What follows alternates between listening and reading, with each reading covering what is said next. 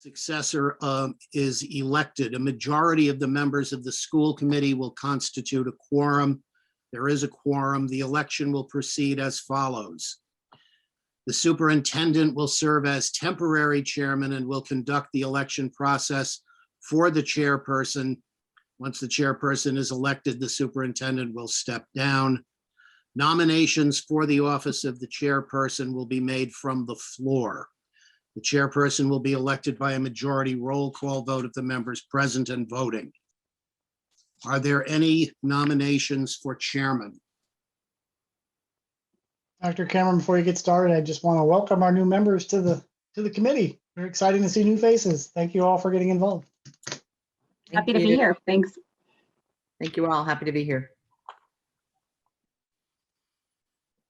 I would like to make a nomination for chairman. I would like to nominate Mr. Vaughn for the role of chairman, school committee. I'll second the nomination. The nomination has been made and seconded. Are there any other nominations? Hearing and seeing none, the nomination process is closed. I'll call a vote. It's because of the remote nature of the meeting, they have to be done individually. The votes rather have to be done individually. Orrin Cass. Orrin Cass, yes. Veronica Fenton. Veronica Fenton, aye. Megan Kirby. Megan Kirby, aye. Christine Morrow. Christine Morrow, aye. Robert Munch. Bob Munch, aye. David Rimler. David Rimler, aye. Robert Vaughn. Aye. Chairman Vaughn, the meeting is yours. Thank you. So now the nomination for vice chair. So I accept nominations from the floor for the vice chairman. I would, like to nominate, if she'll accept, Veronica Fenton. So I'll second the nomination. And would you accept that, Veronica, if, I will accept that. okay, are there any other nominations? Hearing none, we'll call for a vote. Robert Munch, Robert Munch, aye. Orrin Cass, Orrin Cass, aye. Megan Kirby, Megan Kirby, aye. David Rimler, David Rimler, aye. Christine Morrow, Christine Morrow, aye. myself, I, Veronica Fenton. Aye. Thank you. We have a vice chair. Now I'd like to open it up for the secretary. Are there any nominations for secretary?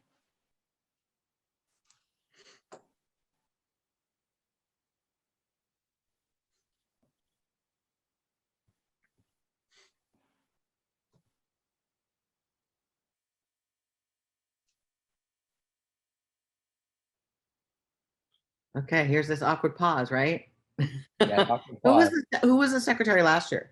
David has been I set. was. David, would you accept a nomination for secretary? I will step up if so called.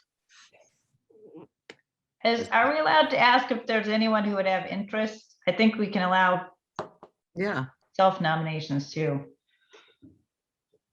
I think the role of secretary has changed over the years. It used to be the secretary would actually take the minutes at the meetings. And that hasn't been the case in quite a few years now, but it used to be the role now is occasionally writing a letter on behalf of the school committee on some topic or another, perhaps recognizing somebody. David, I don't think you've had an enormous amount of. No, and in all honesty, no feelings here if someone would like to self-nominate. I have You know no what, this ego is- in this. Sorry, this is Megan Kirby. I'm happy to nominate myself. I'll second that. Okay, so did we have a second for David? No, No. because we didn't officially have a nomination. We sort Okay, of. so Megan, scattered so you've self-nominated yourself, and Veronica, you seconded it. I did. Are there any other nominations? Hearing none, call for a vote. Veronica, Yes, aye. Christine, Christine Morrow, aye. Bob Munch, Bob Munch, aye. Orin Cass, Warren Cass, aye. David Rimler, David Rimler, aye. Bob Vaughn, aye. Megan, Aye. we've got a full slate of officers. Thank you. And, I'd like to now extend the welcome that Bob had already done earlier. It's great to have the three of you on. It was a close race for that third spot. We had great candidates, and you three are our new board members for the next 3 years. So congratulations, and look forward to working with you. Thank you. Thank you. Thank you. We're so happy to be here. I am anyway. I'm sure everyone else is. Now, is there any public comment?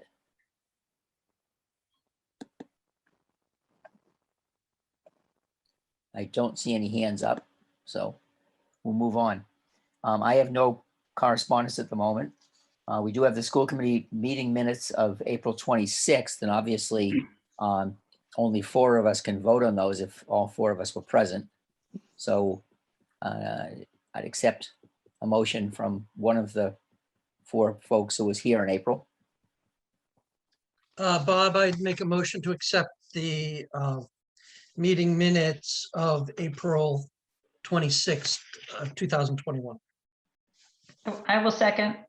Okay, is there any discussion? Hearing none, we'll call for a vote. And it'll just be the 4 people who were here on the committee before. Bob Munch, Bob Munch, aye. Christine Morrow, Christine Morrow, aye. David Rimler, David Rimler, aye. and Bob Vaughn, aye. Okay, in your packet, there's a draft of the school committee calendar for next year. And our meetings have typically been on Mondays. Occasionally, we've had to call an emergency meeting at some other time of the week, as long as we do appropriate posting. Veronica had mentioned that she had some conflicts with the first Monday of each month, as well as the third Monday of each month. And so that affected 4 or 5 dates on the calendar. And she's made some suggestions for some changes. The first one being Monday, October 4th, back to September 27th. I mentioned that we like to keep the meeting in early October because we get our October 1 report on number of students, which is then what a lot of things are based on. So I was going to propose, if people, we can keep it at the 4th. That would be a conflict for Veronica. Or we could go potentially to Tuesday, October 5th. Now, I guess the main question I had is Tuesday going to be a conflict for people? Because if we did that, this would be an unusual change, but it'd be a one-time thing, or at least a one-time this year thing. Anybody? So nobody's got a problem with that? No, not Okay. me, Bob. Tuesday's And- okay. Then the second one was November 15, moving that to November 22nd. That means there's a 4-week break from the October 25th to the, to the November 22nd meeting, which is okay. I mean, we sometimes do, I try to keep it at 3 weeks, but 4 weeks can be fine also if, and if we have a lot of business, we can, we can always call another meeting. And the third one was moving Monday, January 3rd to January 10th, which I didn't see a particular problem with, but again, if anybody has a problem with that. And then another one that potentially might be a problem is moving Monday, February 7th to Monday, February 14th. And that's Valentine's Day. I don't know if that's an issue for anybody. No. And then the last one was Monday, April 4th to Monday, April 11th. It was, Bob, there was also 3/21 to 3/14. Oh, I'm sorry, yep. March 21st to March 14. I might have added that after we. No, talked. no, I just missed it. Okay. So it's essentially moving some of the Mondays around and it'll change the spacing between meetings a little bit, but if nobody has any problem, we could go ahead and I think you also have there's Monday, April 25th, I believe is on the schedule that everybody has. It was not one, Veronica, that you had You had it included. at 5/16, I thought, and I was suggesting a change to 5/23. No. No. There was a Monday, April 25th meeting on the original calendar with to be Oh, yeah. determined. So if I didn't make a proposed change, it was no conflict. Yeah, correct. All right. Okay, then The one I have the most concern with, Bob, is the November 22nd one. being so close to Yeah, I'm afraid we'll lose as many members as we have. I don't know if anybody has plans. Is it the Monday before Thanksgiving? right. Yeah, it is. Um, So that's it's a 3-day week for a lot of people. And it'll be the first year, hopefully, that people can go visit people I haven't seen in a year. do we want to try a Tuesday and do 11/16 for that one? I'm game for that. Would Tuesday the 16th work for people? Yep, that's fine. Fun.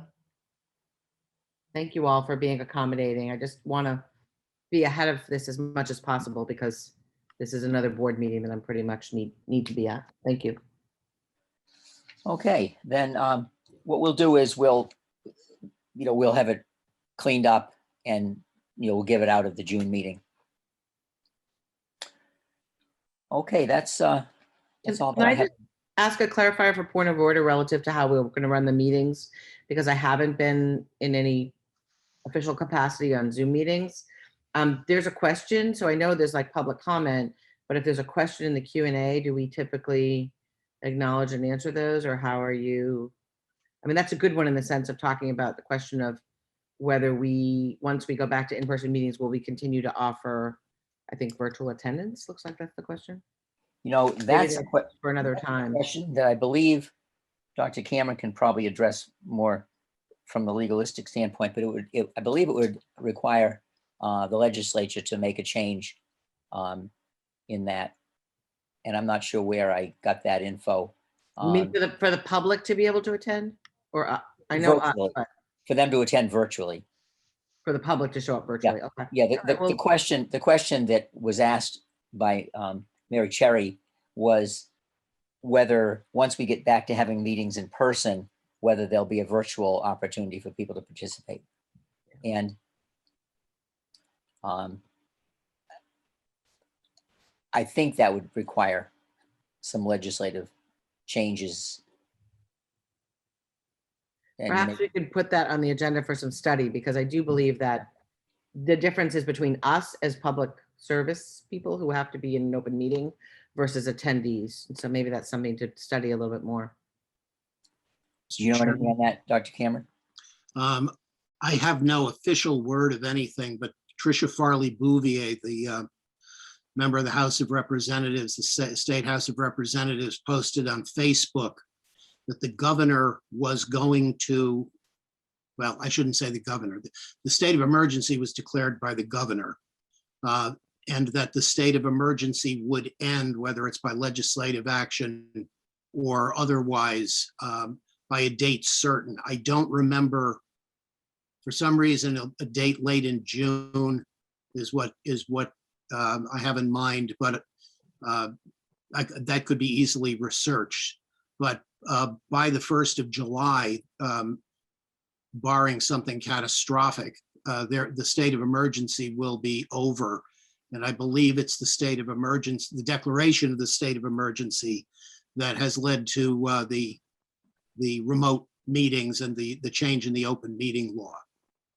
So I assume there will be some kind of guidance issued subsequently by the governor's office about how public bodies are to proceed when the state of emergency is lifted. Can I chime in here for just 1 second? This is Megan Kirby. So it's June 15th that the state of emergency will be lifted. May 29th is when all restrictions will be lifted within the state. Businesses still have the right to make their own decisions regarding mask wearing and things like that. But the formal date will be June 15th for the lifting of the state of emergency. Thank you. Okay, Dr. Cameron? Thank you, Mr. Chairman. There are a number of items here, and I will try to deal with them expeditiously. Unless someone objects, I would like to take out of order the plan for reorganization of information technology related functions. I asked Mr. Jackson to attend tonight's meeting, and he's there basically as a resource to the committee and to me in this information session. As I hope you read, excuse me, and as I hope I made clear, we have a situation coming where there is an important position becoming empty effective the 1st of July, namely the registrar position, which has a number of responsibilities that are enumerated in the attachment. There is also the notice that we've received from Mr. Jackson, which indicates that he is planning to leave the position effective August 1st. Now, there are 3 positions in play here as I'm looking at this. There are 3 FTEs, full-time equivalent positions, one of them being what has heretofore been called the registrar, one of them being the Director of Information Technology, which is Mr. Jackson's position. And then there is an IT technician, Mr. Lufkin, and Mr. Lufkin has not told us that he's leaving. So this is an opportunity, I think, to look, given the 2 key players are leaving. This is an opportunity for us to look at the way in which we have assigned roles in relation to information technology and in particular educational technology. So what we are looking at, and what I'm making a presentation tonight because I would welcome school committee input into this. What we're looking at is reconfiguring the responsibilities of these jobs. The IT position, which would be henceforth called a coordinator of information technology, would basically be the responsibility of that position would be an aspect of Mr. Jackson's current job, which is to keep the system operating. And we're talking operating in a technical sense, that the internet connections work, that there's proper security for the system, that equipment that's used in the system is operational. Software that needs to be installed is properly installed. If I can quote Mr. Jackson, that responsibility, that position's responsibility would end when the screen comes up and the software is available for use. Now, the second reconfiguration would be shifting other responsibilities that Mr. Jackson has, which are described in the attachment, which have to do primarily with data management for the system. These include the Redeker pupil database, and these, it seems to me, are the most significant additions to the position of registrar. The management of the Redeker pupil database and the submittal of Lenox Public Schools reports to the state government and the federal government. These are very time-consuming responsibilities, and they are essential. We have to supply these data. I don't think anyone would care to find out what would happen if we simply weren't supplying these data.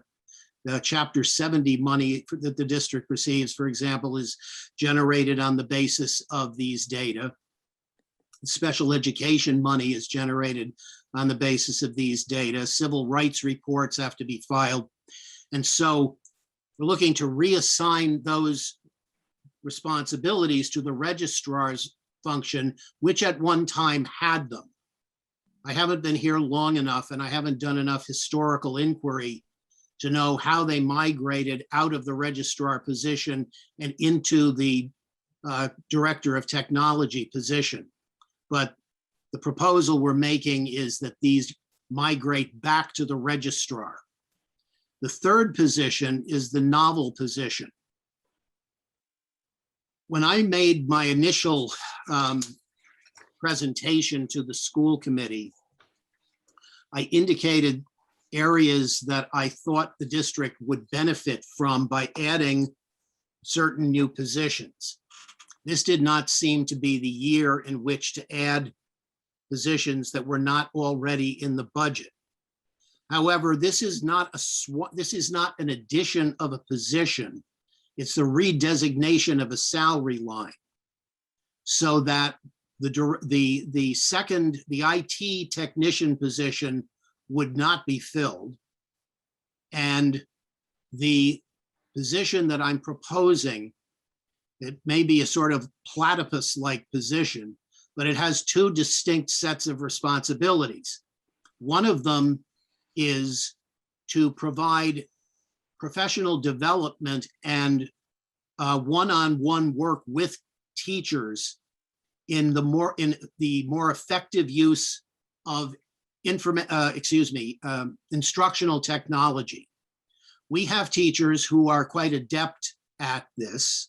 We have teachers who are not very adept at this at all. And during the torment of the current school year, when we adopted the Canvas learning management system, there was a great deal of effort expended in time in helping teachers at least become familiar with it. But there are many ways that this system, which is widely used in colleges and universities and which is readily adapted to K-12 programs as well, there are many uses for this that we are simply not taking advantage of. And this position was recommended to me by Mr. Jackson, who said he thought that the district would benefit greatly from having someone with a strong instructional background who could and who had demonstrated competency in lesson design and delivery using IT, to have someone come in who could work with our teachers, both at Morris and at LMMHS, in more effective use of instructional technology. The other part of this position would be a curriculum coordinator. At the moment, we have no curriculum coordinator as such in the Lenox Public Schools. And so the coordination or the articulation of curriculum and instruction from the elementary to the secondary level, I think is done well, but I would not venture to say that it's done as well as it could be.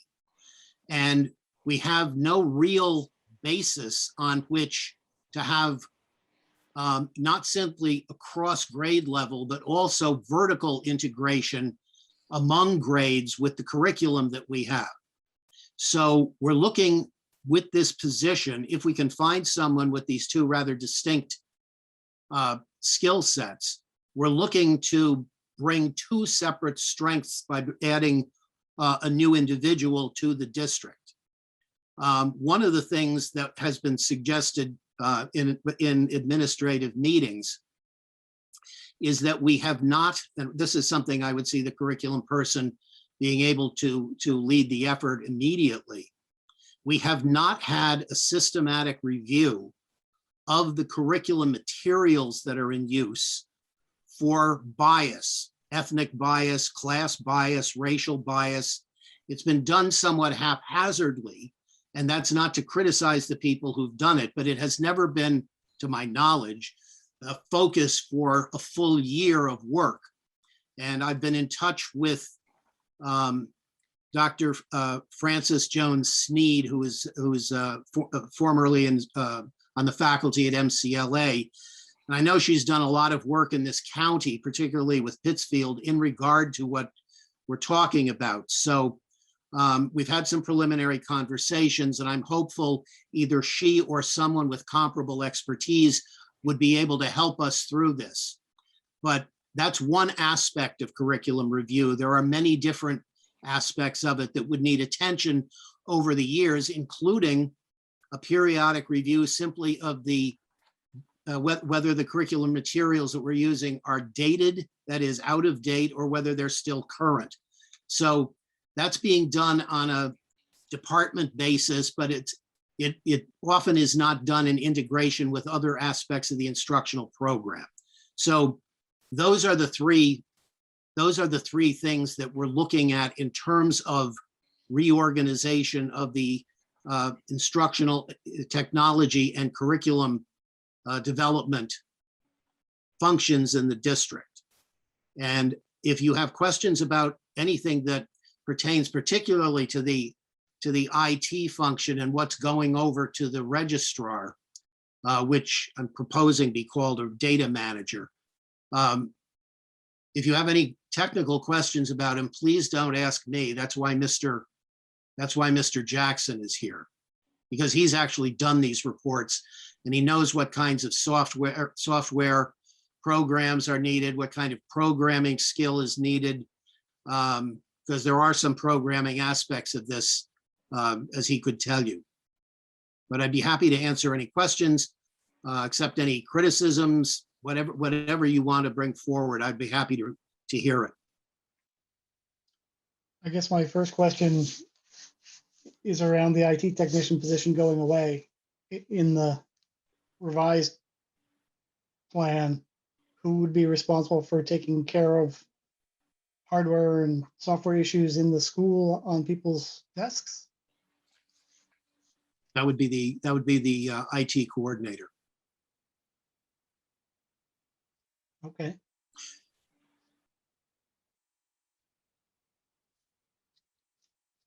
If I may, first, I think this is I'll just jump right out and say I had a chance to review this and I think this is a great idea.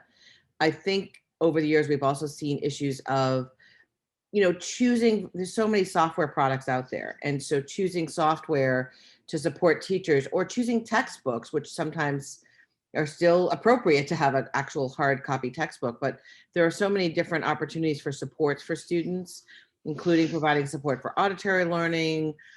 There's just so much. And I can't imagine for most of our faculty that it's very easy.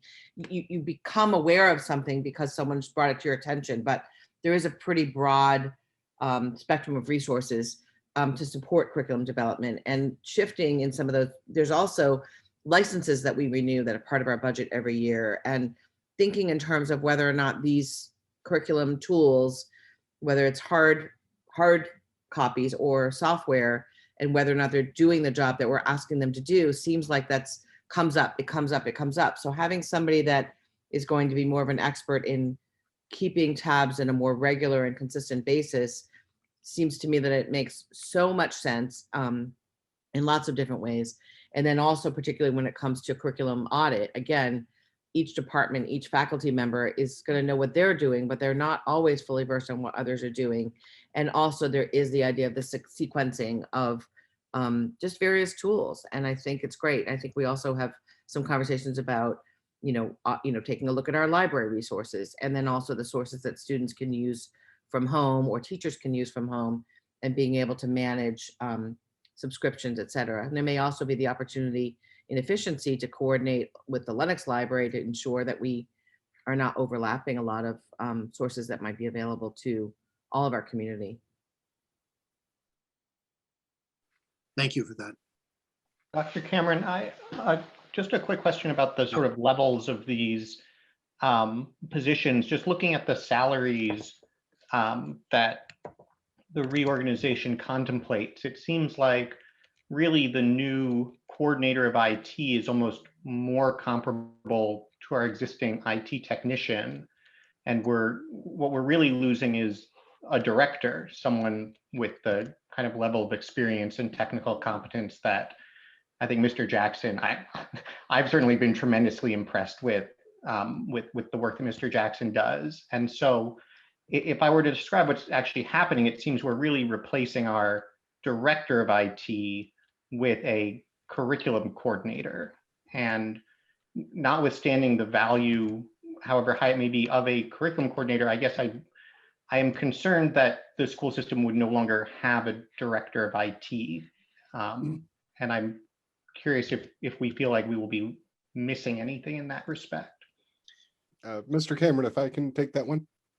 Chairman Vaughn? Yes, I think that's a- absolutely. Yep.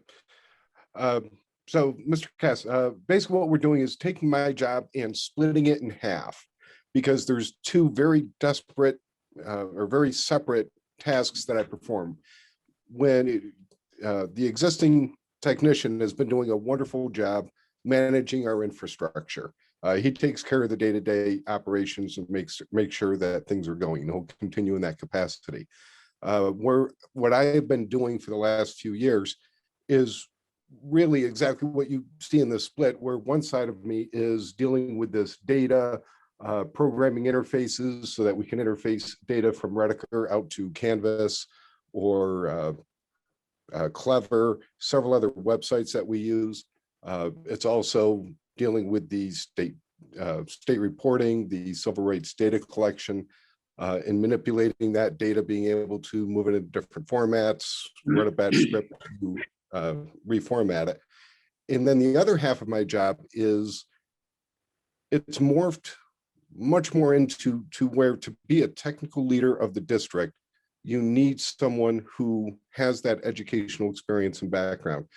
My background is I used to run the server room at Berkshire Health Systems. Prior to that, I was a traveling tech that would come in and work on your network for, $100 or $200 an hour. So that's my experience. And then Lenox has been a wonderful opportunity for me, but I'm really realizing, especially during these COVID times, how short I'm coming of what we need. And what we need is that person that really just has that passion for education, that passion for teaching kids, and is going to assist our teachers with using technology more functionally. So they're splitting my job in half. And because those are two very different things, they're going to two different people. So one half of that, the technical half, is getting combined in with the registrar to handle the data. So we're taking 3/4 of what the registrar does, half of what I do, and making that one position the data manager. And then taking the leadership position, being on the administrative team, and setting the pace for the district with technology, and merging that with the curriculum coordinator. And the curriculum coordinator now is going to know what's being taught, where it's being taught, and how it's being taught. So it kind of makes a common thread for that person. So the data manager is just all managing all the data, and that curriculum coordinator / IT coordinator is going to just manage the instruction in the classroom, really. Mike, I see here in your current list of duties, this section B, I don't see anything about strategy. In my experience with you, and what I've always been very impressed with your capabilities, is you're always looking down the road 2 or 3 years strategically for where the district had to be in terms of the technology we deploy. I don't necessarily, correct me if I'm wrong about that, but I don't see a role for someone to do that in the new restructured. It's my understanding that would be the curriculum / IT coordinator, or curriculum. I don't know what name we ended up with that, but the curriculum coordinator, the certified person, they should be setting that goal and vision. And that's mostly what I'm looking forward to in that position. I think Lenox needs a new vision. It needs somebody that's going to have a fresh take on things, especially in this post-COVID times. Are you talking about an IT vision or a curriculum and instructional vision? Because they're very different things. I mean, I'm thinking that they might want to do something like roll out, all kinds of applications on a thin manager using tablets. Well, if our infrastructure and our servers don't support that technology, what do you do then? Right? If you're, and that person is going to be working hand in hand with the IT coordinator. And I think the IT coordinator would set, basically the hardware requirements. But that curriculum coordinator is going to set what education is going to look like in the classroom, including the technology. So they're going to have that strategic plan. Presumably they're going to know what technology is involved in that and be able to budget and plan for that. So ultimately, yes, that goal should be going to that curriculum/educational technology leadership position. Another question, do we think with these two separate skill sets that we're seeking and now one newly created position, do we think we have a good chance of finding candidates who have qualifications in both of those two separate areas? Is this something that's done in other districts? Are these types of people out there? If I may, Mr. Chairman, there are people out there with the skills. Whether we're going to be able to find them for the start of the school year remains to be seen. But if I had to put a priority on what skill set we were looking for more, at the moment, it would be the instructional technology part. Because I don't think that we are making full use or taking full advantage of what can be done using information or using instructional technology. I don't foresee us going back to fully remote instruction. I say that without having a crystal ball, but I think that regardless of what happens, whether we resume school normally, which is what I certainly hope would be the case, and that seems to be the direction that things are moving, or whether something happens and we have to revert to remote instruction for some reason, I think we need to have somebody who is capable of taking the district, I'll use this term, to the next level, as it were, in terms of the facility of teachers to use these technologies effectively. The curriculum position is extremely valuable, but if we can't find anybody with both abilities, then I think that we ought to be looking for somebody with the IT talent set as a priority. That said, I could name people who could do this job. Whether they're interested in working in Lenox, I don't know, but I could name people who are who have the skills to do both of these jobs well. Yeah, and I'll just jump in. In my years working in a variety of schools around the last few years in Western Mass, periodically I would run into people who had the skill set. Again, whether they, would apply for the job, I don't know, but I think they're out there. I think one of the things that strikes me, and I think it was in a conversation with Mr. Jackson a week or so ago, that the amount of outside programs that are being used, some of which are connected to the textbooks that we use, and some of which are teacher interest driven. And there's a difference between the one that's come with the textbooks and you use those, and the ones that perhaps a teacher has found, I think this program would be great in social studies or math or whatever.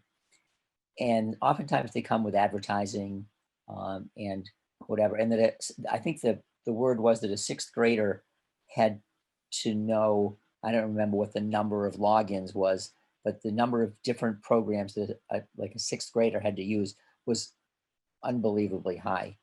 And I think that the role of somebody who had more of a curriculum background, instructional technology background, might be to help winnow to the list of programs we're using, which I believe is in excess of 200, to the ones that are safest and perhaps less involved with advertising. Yeah, if I could just add something to what Chairman Vaughn just said. Mr. Jackson basically is responsible, among other things, for acquiring and installing educational software that teachers want to use. But in terms of helping teachers use it effectively, as he's indicated, that's not his forte. And there also is no clearance, if you will, for what anybody wants to buy and what it's going to entail for the district if in fact it's up and running. And we need some kind of I'll say clearinghouse for purchase requests. And I'm not trying to suggest that we want to squelch teachers' interest in using specific instructional software. But at the moment, you ask for it. If there's money, you get it. And there doesn't seem to be any coordinated way of determining whether the software that somebody wants is really as good as some other software, or how it fits in with anything else that we're doing. So I'm hoping that it can be a somewhat more rationalized process for helping teachers get effective educational software so that they can use it more effectively. So is that part of the curriculum component then? Well, it'd be a crossover. There's sort of a Venn diagram like situation here. I mean, there's an overlap between these two positions. I suppose it could be said to be curricular, but it also could be said to be an IT if somebody can suggest better software or have more familiarity with how to use some other package that would be equally as good or better. I'm not sure which side that falls to, but it's certainly a responsibility that I don't think anybody in the district has as his or her responsibility at the moment. I just had one other question. There was a discussion about being able to create a better remote interface. And I just wanted to understand that in terms of expenditure of resources towards that and how seamless that would be versus which is something that may or may not happen, or if it happens, if we create that type of seamless remote interface, do we see a use for it other than as a backstop? I'm not sure exactly what you mean. Maybe Mr. Jackson understands. Well, let me explain what I thought I heard, and then you can correct me if what I did hear was correct or not. What I thought I understood, and it may be misunderstanding the term remote, but it seemed as though what I thought I heard was that we are moving towards being back in school full-time in the fall, but I thought I heard that there was a need to create a more robust remote system should we not be going back full-time in the fall for whatever reason, or at any other time. Did I Okay, so- misunderstand that? So yes, I could take that. So there's a couple components, and these would mostly fall under the curriculum/education technology leader. One is whether we're remote or not, we definitely could use a standardized template on Canvas to help students flow through their classes. That is, they're attending, 6 or 7 classes per day, that there's some consistency in the experience that they're getting. There also would be the greatest complexity we have, and again, if Mike Knievel wants to speak up, he's the one that had the numbers on how many programs and websites a 6th grader had to be familiar with. It was somewhere in the magnitude of 40. That technology increases sharply at that grade. That makes it very complicated. And I think you've heard me say a couple times, we have over 200 different websites that we use, and to try to consolidate those and simplifying that interface that the kids are using. On the technical side, this year, the IT technician, Mr. Lufkin, has implemented Clever, which is a wonderful single sign-on application that works with several of those websites. So several of the major ones we have single sign-on with now, where we synchronize passwords with this application called Clever, which then synchronizes the password out to about a dozen other websites. So we're doing that to try to simplify that educational experience online.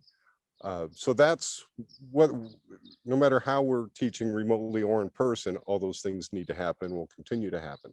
If we go back to remote, then again, you need that stronger educational presence that we need to, fully utilize Canvas and Zoom, and somebody who's going to have experience in a classroom doing remote teaching, knowing the issues that teachers are going to be confronted with.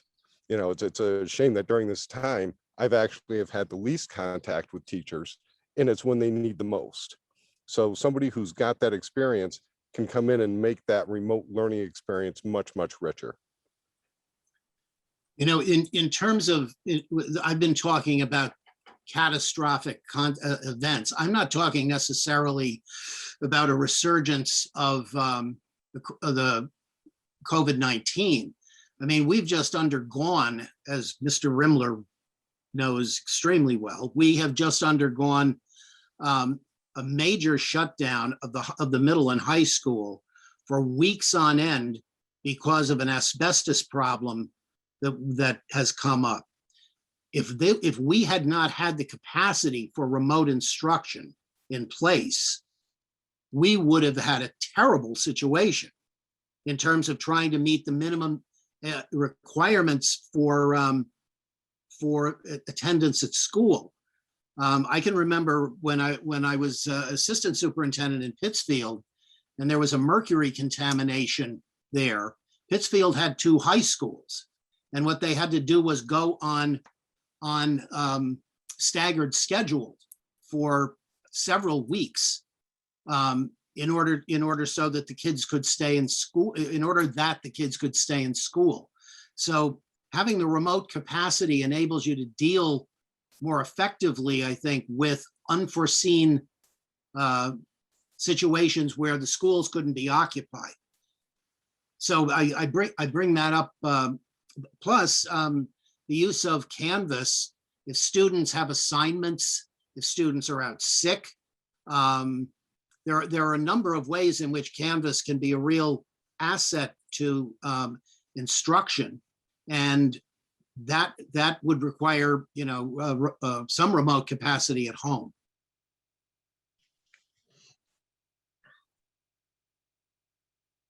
If I just ask one more question, and apologies, I'm a bit new to the school budget, but with respect to curriculum coordination, it seems like at the elementary level in the budget, we have about 160K for curriculum coordinators, coaches, and then at the secondary, we have another 110K for instructional services and support. So I'm assuming that's sort of on the order of 3 to 4 FTEs. Is that just are they doing something different from this sort of curriculum coordination, or would this fit with those sorts of activities? Let me jump in here. The instructional services accounts in each building deal with paraprofessional support. And so the people, who are paraprofessionals are listed there unless they're special ed paraprofessionals, which would be listed somewhere else, as well as money for the copying machines. It's that kind of stuff. It's not related to instructional technology at all. It's instructional services. Okay, so there aren't actually curriculum coordinators in the No. curriculum coordinator bucket. So Aaron's If hitting I what I might- was going to ask. I might add, substitutes are also included in the instructional services line. So the cost if a person is out would fall in those 2 categories for both schools. Okay, thank you, Melissa.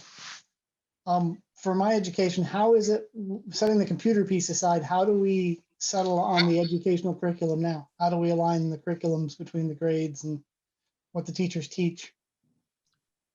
Well, I'm going to defer to somebody who's been here a good deal longer than I have and who will be here after I'm not. Mr. Kneibel probably is the person here who's best able to speak to that. Yeah, so that's the one important job that department chairs have taken on their shoulders and earn their stipend through their vertical and horizontal curriculum alignment. And at times we spend PD time or department meeting time doing some interdisciplinary connections as well. As Dr. Cameron mentioned, the Canvas platform is making that even easier for the teachers to share their curriculum because the curriculum's logged in that electronic folder, and they can share it with anyone they desire. So we're sharing more curriculum across the board, across grade levels, and then grade level above and below. It gives us a starting and ending point, you know, as we predict the unknown for next fall. You know, where everyone ended and how to best serve our kids. I think historically, and correct me, Mike, if I'm wrong, I think historically, the way in which middle school subject area teachers and elementary subject area teachers and middle school teachers and high school teachers make sure that there's a vertical alignment is through professional development, which we don't have a great deal of in this district. There is some, and it's possible to do it on given days. It's not as easy with the half days because the school days don't overlap very well. The starting and ending times for the students and the teachers. But I think it's been done basically through whenever PD is scheduled. And we've done it to meet the state's demand. So when they changed the science curriculum a few years back, we ended up having release days for our teachers to be able to work together with their department chair to realign. So Dr. Cameron's correct. We don't have, I mean, there was an old storehouse called Atlas where the curriculum was mapped. And that again was yet another program that Mike had to manage, Mike had to train. And, you know, Canvas should simplify that a little better, and it will give access. Like, you know, if we had a coordinator, the coordinator would be able to go into Canvas and see what teachers are mapping out for our students. May I ask a process question? It seems to me that the agenda item is budget neutral within $100 or so. So in that sense, is this a vote of the school committee that we're looking for? Or because typically the allocation of positions, et cetera, if they're not a change in a budget, are you know, we defer to leadership within the building to do that? Or are we looking for a vote on this? I'm providing this as information for the school committee. If in fact the budget, and it's possible that given the at least two of the jobs, it's possible that we're underestimating what it would take to get somebody competent. Now, I don't think I'm magnitudes off from what it would cost, but the costs will be determined by what the market shows us people are making currently. My comparison here is basically to show that there is going to be, if not perfect alignment, then a fairly close fit between what we have already budgeted for those three positions and what we anticipate spending. So at this point, I mean, I'm not requesting a transfer of funds to accomplish anything in the budget. This is basically just to show you that we are planning to move things around, and if there are serious objections to it, we need to take those into account. I just want to make one more comment. As someone who has probably spent as much time on Canvas as any student. I just want to point out that there is, because I have a student on it, I would just like to point out that there are two sides to it. And anytime we are coordinating to make sure that the interface is working for the instructors and the administration, there is the opposite interface, which is the user interface. And I just bring this up that it's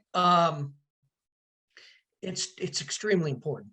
It's been a great tool, but I think that there are probably people in the community who could have some very beneficial input to make it even even a better tool. And Ronnie, to go back to your question about process, according to our policies, the school committee creates all of the positions for professional staff. And only the committee can abolish a position that's already been created. And each time a new position is established, I believe that the school committee is supposed to approve that new position. Yeah, So I was, as far as the number of staff at, when you say professional staff, do you mean non-support staff or just everyone that worked for us? Good question. I don't really know how professional staff is defined. Because we're looking at 3 full-time positions and 3 full-time positions and budget.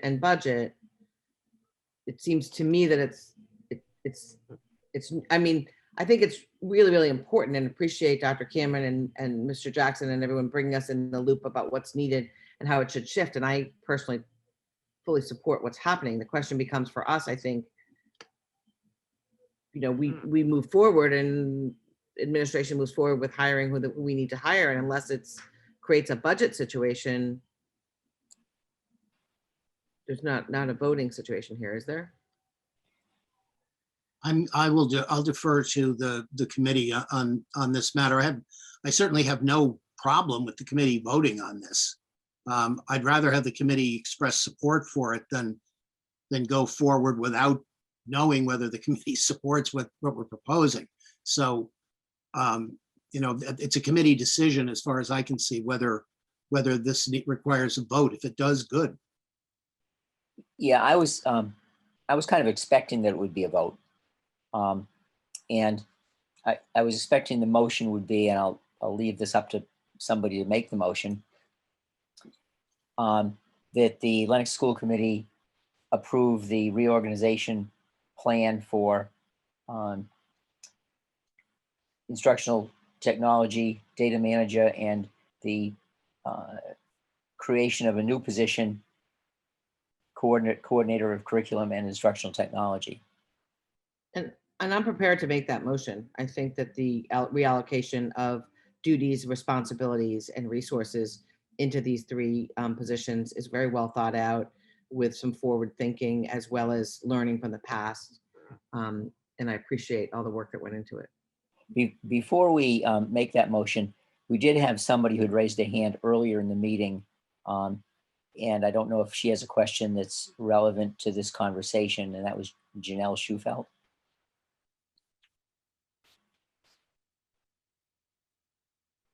I am so sorry. I think I might have just hit a button, Mr. Chairman. So I do not have a question. Thank you, though. Okay. I'm having a little bit of a problem with the fact this is a pretty sweeping reorganization. We're basically eliminating, well, 3 positions and creating 4 new ones. And we're doing it without the buy-in of our new superintendent. It strikes at all of the core competencies of our administration. And I don't know, it makes me a little uncomfortable to be doing it. What to me seems almost like an audible call. This is the first I've ever heard about this reorganization.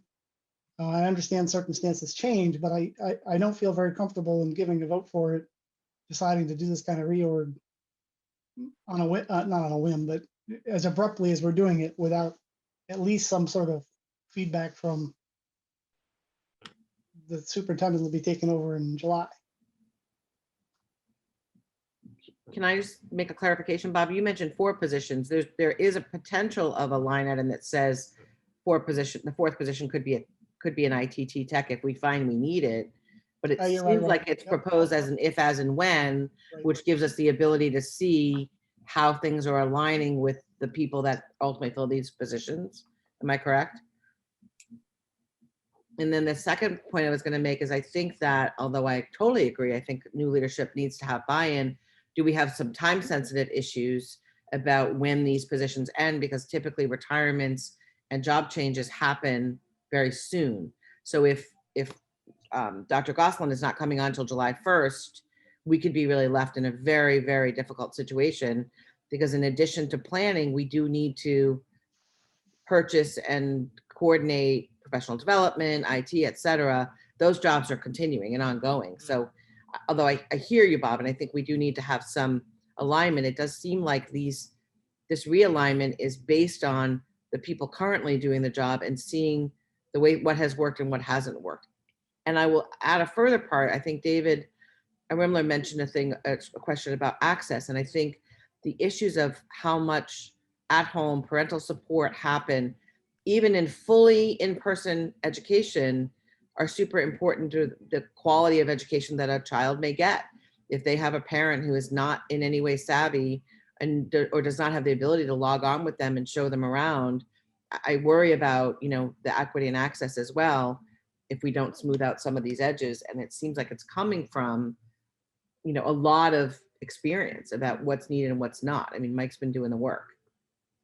So that's my thought. Although I hear you, Bob, I think we don't want to make sweeping changes, but meanwhile, we need to move forward and prepare before Dr. Goslin gets here.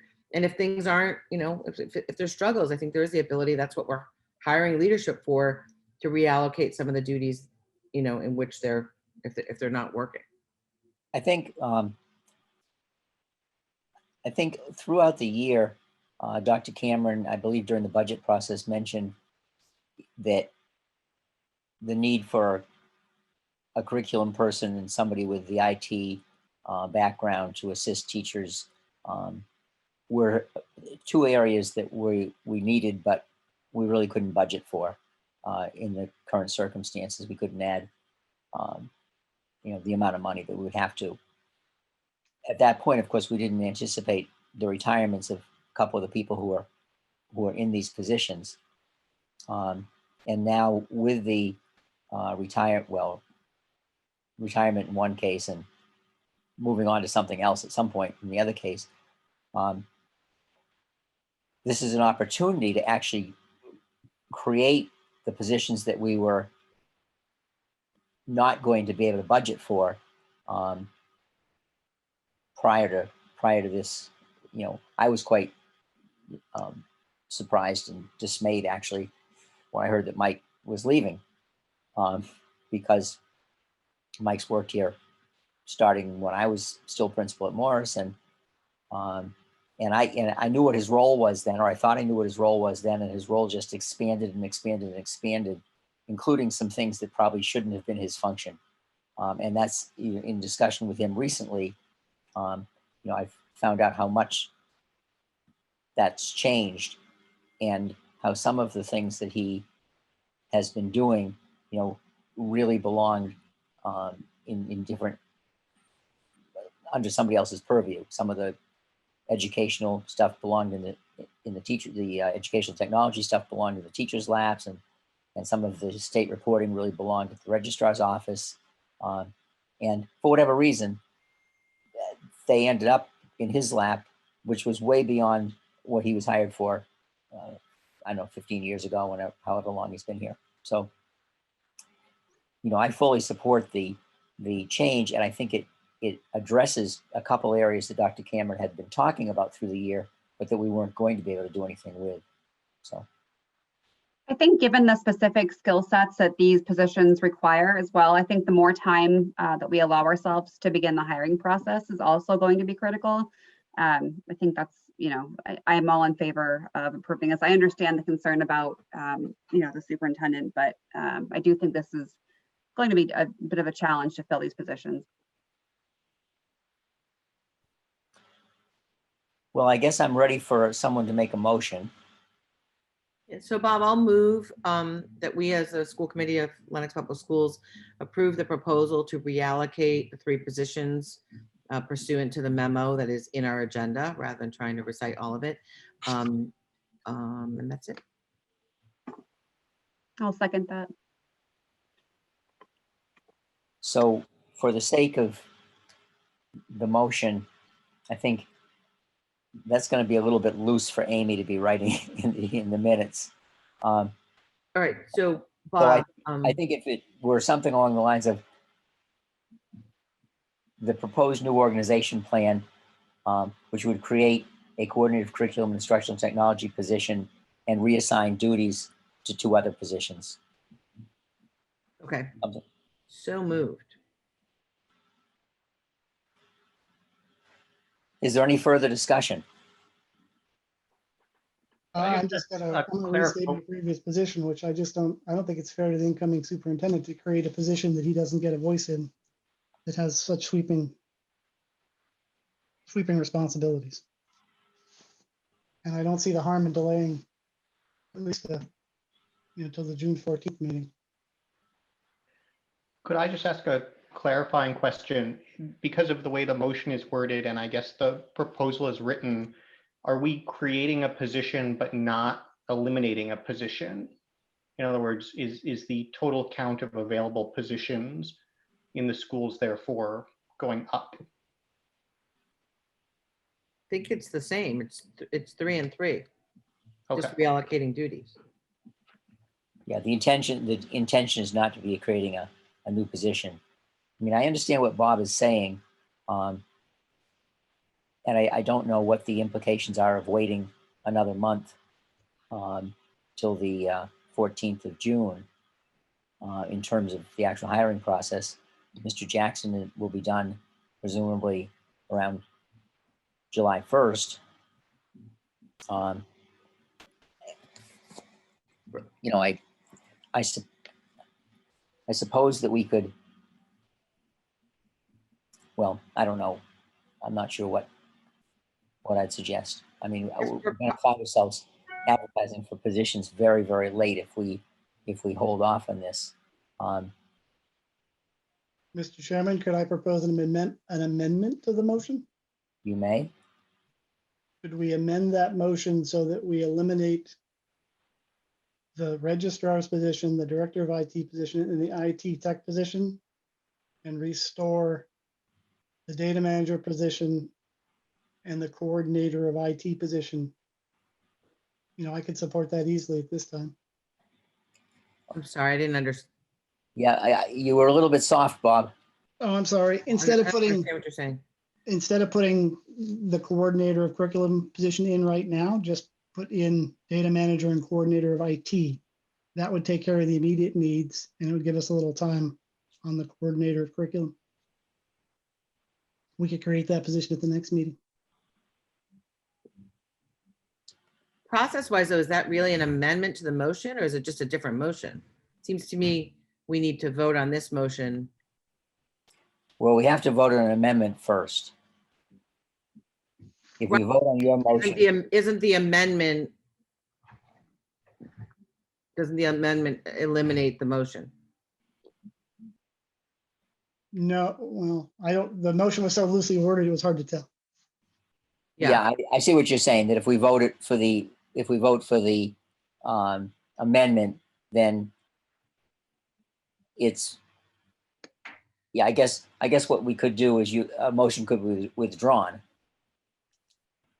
Well, except that except with all due respect, I believe that what Bob has just done is said, no, we're not going to go forward with what I've just moved for us to do. So I'm a little, Right. I feel like the proposal is coming from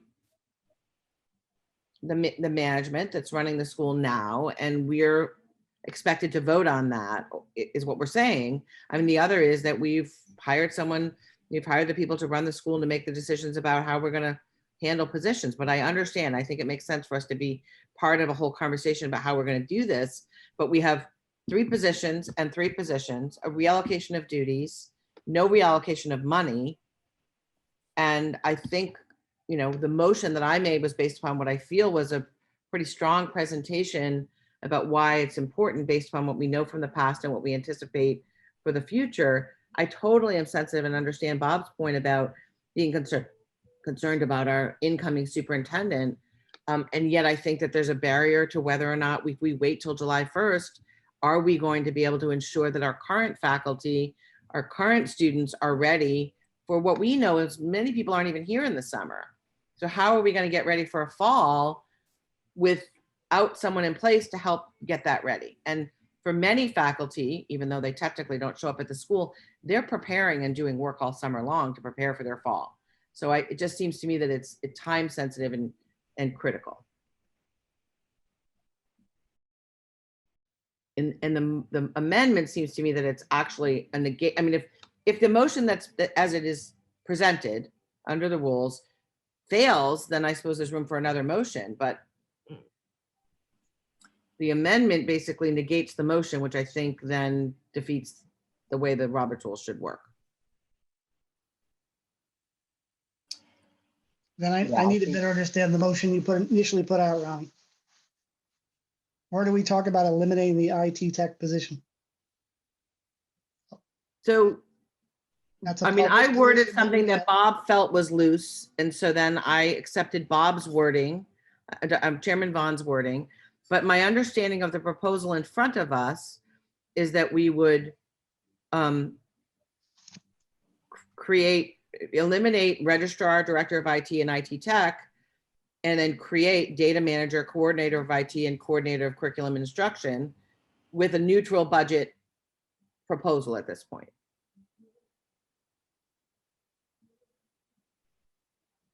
I mean, that's my understanding of what we've been discussing. So that would be my motion.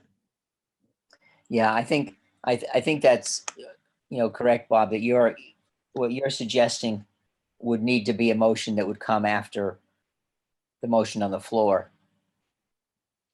If the motion on the floor is defeated, then we go forward, because it seems like I know what you're trying to say is, let's hold off on the Right. coordinated curriculum instruction. And I'm also being a little bit of a stickler for what I read in the policy book, which says that we need to create positions and we need to abolish positions. And we haven't agreed to either of those right now. Well, the motion as I word it would be what is in our memo in front of us, which is 3 positions that are existing. We would eliminate those and then create the 3 positions that are listed. Isn't that how I just worded it? Okay, that sounds good to me. Yeah. I mean, I can restate, because they're right in the memo, I can restate them. Right? It's to eliminate the registrar, director of IT and IT tech and replace those with data manager, coordinator of IT and coordinator of curriculum and instructional technology, as outlined in the memo, with a budget neutral, a 0 budget change. Okay, I understand that. That's clear. That's the motion. Is that acceptable then and seconded? Do you want to second that, Megan, again? Yes, I will. Okay, any further discussion? Hearing none, we'll call for a vote. Orin Cass, Orin Cass, aye. Christine Morrow, Christine Morrow, aye. Bob Munch, Bob Munch, nay. Veronica Fenton, Veronica Fenton, aye. David Rimler, David Rimler, aye. so the motion carries. You didn't mention Megan, I don't think, Bob. Megan Kirby, yep. I'm You looking at did. myself. Yep. Yes, aye. Okay. And myself, aye. So the motion carries. Okay, moving on, Dr. Cameron.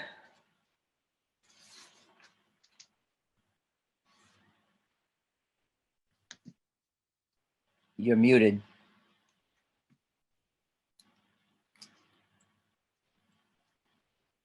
You're muted, Dr. Cameron. Somebody did say something. I want to update the school committee on the resumption of in-person learning. As everyone, I think, on the committee, I think knows, the elementary population returned to full-time in-person instruction on the 5th of April. And the middle and high school students resumed full-time in-person instruction on the 27th of April. And as things currently are configured, there are 21 students out of 302 who remain in fully remote instruction at Morris. And there are 93 students out of a total of,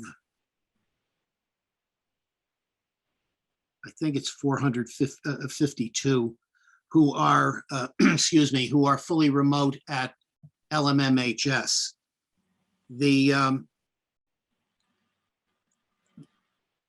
So far, things have gone well. I think that the chief hurdle to get over is feeding students in school.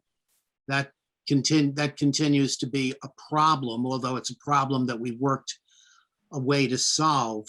But I'm hoping that what comes up later on in my report, where I'm going to ask the school committee to vote, even though this is not on the agenda, it only came up today, and it's a matter of real significance, I think.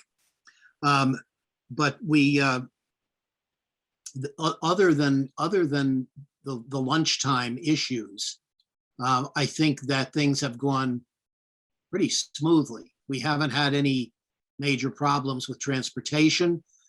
We have only 3 teachers who are currently teaching remotely, all of whom have medical documentation for their need to not to return to work at this time. The entire rest of the faculty is back teaching in person. And we are currently working on how this will play out, assuming, as we all hope, that schools reopen fully and in person in September. What we will be looking at in terms of areas to work on. Again, if in fact the spacing distance, the distancing requirements, I should say, for students are reduced or eliminated, then I think that we will not have any problems that we didn't have before all of this arose when we're serving students food in school. So we're back in operation. We are trying to take account of the fact that many students have been through a topsy-turvy year. This has been a disruptive situation for many of them. Some students who did not return to a hybrid model have nevertheless returned full-time and in person. And I mean, the principals are available if you have specific questions about how something is working at either school. But from my point of view, this has worked quite well. And I think that we owe a debt to the parents who have worked with us to ensure that this is an orderly transition back to much more normal circumstances. We certainly owe a debt to the custodial staff at the schools who have done a great job trying to keep everyone safe and everything clean and orderly. And of course, to the faculty and the administration at the schools. Things have gone well. I don't know if any of you have any questions before I move on to another topic, but I'm very pleased. From where I sit, it's gone quite well. This may be a question more appropriate to the masking discussion coming up in a few minutes. So let me know if we should hold it until then. But the one other provision I believe we still have in place is the travel guidance / request from the nurses.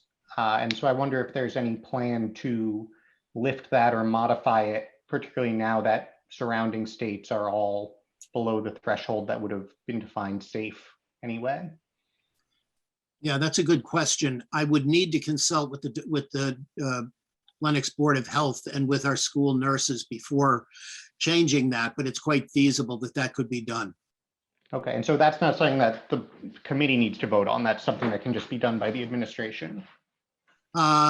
I would have to check the protocols that we had, that the committee adopted. Well, there's a vote coming up shortly, Mr. Cass, at least I hope there is, that would change those protocols. And so I need to verify that I don't want to call it policy, that the rules that were sent out earlier prior to the April break are not themselves part of the protocols that the school committee passed. If they are, then the school committee can change them if it's not deemed to be required anymore. Okay, thank you. I also wanted to give the committee updates on the hiring that's been done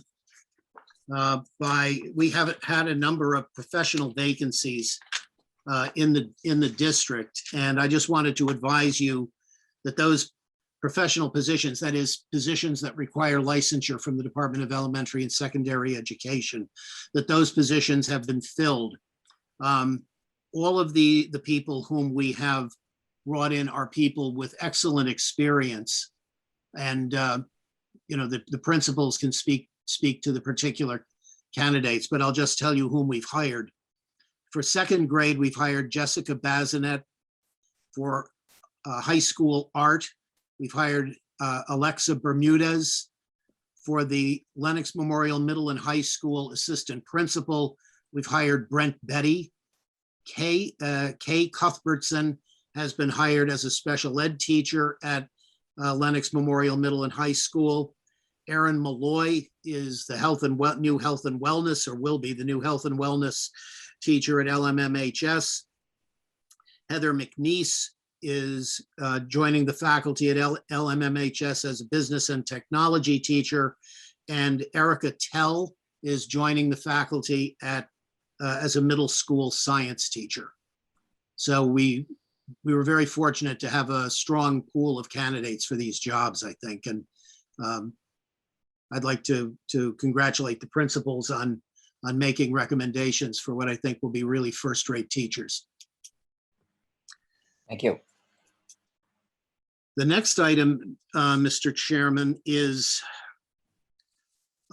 the school committee's approval of a contract for a school physician for the coming school year. Under Massachusetts law, the appointment of a school physician is a matter that still resides with the school committee. It was not changed when the Education Reform Act was passed 40 or so years ago. And so there is a copy of a contract with the current CHP, Berkshire Pediatrics, for Dr. Gary Shalen. I've gotten to know Dr. Shalen a bit, and I found him to be extremely helpful as well as knowledgeable. And so the contract for his employment as school physician is a matter that requires a school committee vote. So I would accept a motion to that effect to, Can I ask a question first? Has this contract changed at all since we last approved it? I don't believe it has. no. Okay. There are Oh. actually, I think, 3 new parts in the very beginning of the contract. One moment, please.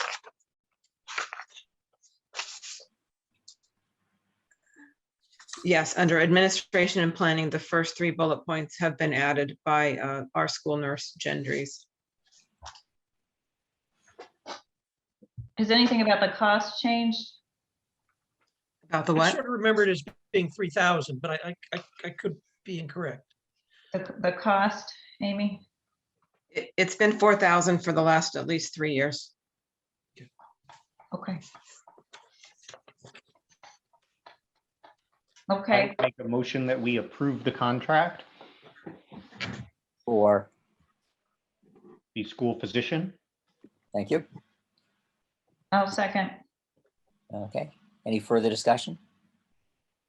Hearing none. Do Veronica? we, well, I just had a quick question.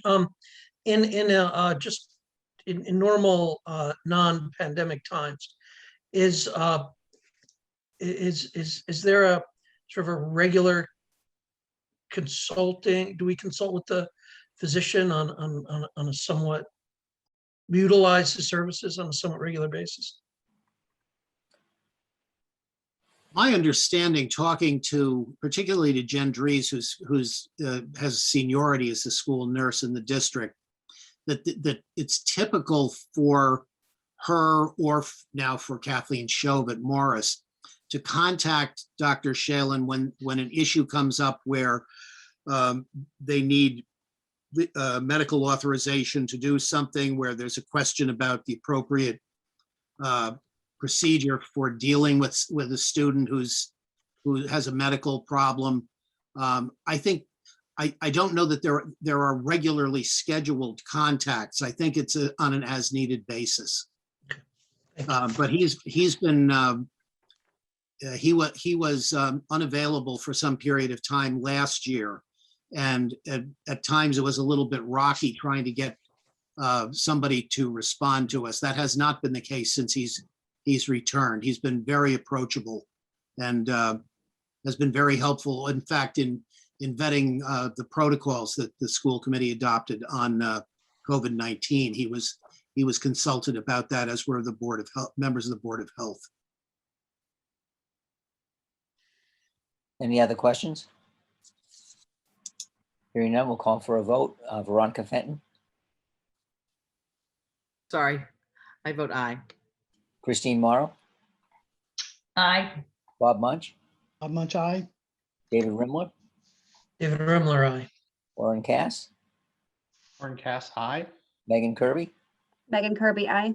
and Bob Vaughn, aye. Thank you, Mr. Chairman. There are only 2 items left. I wanted to give the committee an update on what we're doing in terms of planning for summer programming.